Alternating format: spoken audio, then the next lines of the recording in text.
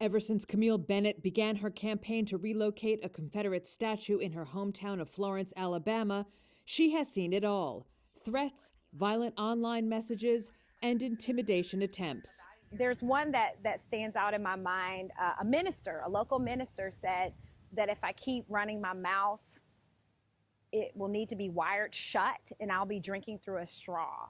So, really a physical threat. But her most harrowing experience, she says, occurred in 2017 when 5 Ku Klux Klansmen in hoods and robes heckled her at an event. I was terrified. I wanted to leave. But for those like Bennett committed to removing Confederate symbols, intimidation, as frightening as it can be, isn't the only obstacle, and sometimes isn't even the most powerful. While many high-profile statues have come down, many others are still standing thanks to the political maneuverings of those who want the symbols to remain and have succeeded, at least for now, through obscure laws or threats of lawsuits. It's a tangled web that has so far stymied Bennett, whose mission for years has been to get the city of Florence to confront the meaning of eternal vigil, the white marble statue of the nameless Confederate private that stands in front of the county courthouse. The Civil War was about slavery. So Southerners were fighting to keep Black people enslaved, and it's as simple as that. Confederate monuments commemorate and celebrate the Civil War. So you put the two together, and what you have are shrines to white supremacy.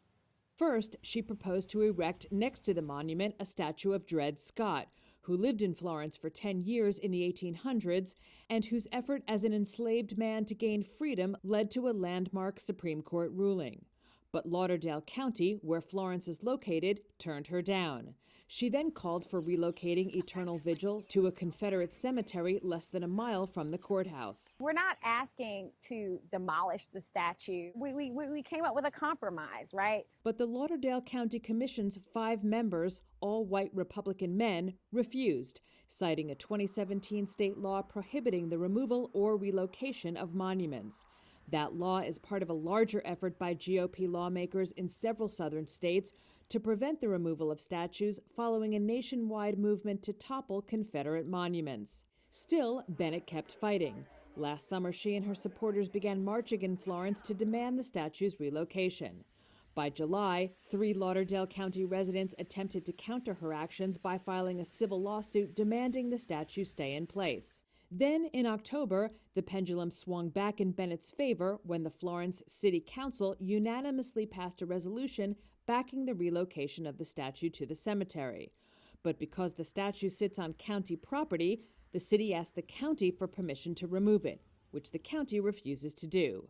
Josh Dodd, chairman of the Lauderdale County Republican Party, who is white, is among those opposed to moving Eternal Vigil, saying, quote, "It's very important to a lot of people to remember the past and to remember those who died on both sides." In yet another twist, the mayor of Florence, Andy Betterton, was elected in November of 2020 on a promise to relocate the statue. But now Betterton says his hands are tied because of the still unresolved civil lawsuit. During a public meeting filmed by Reuters, Betterton read aloud a letter from Alabama Attorney General Steve Marshall, which threatened to arrest any elected official who removed a historic monument or statue. And he went on to say that we are violating the oath of office and, yes, go to jail and need to hire an attorney.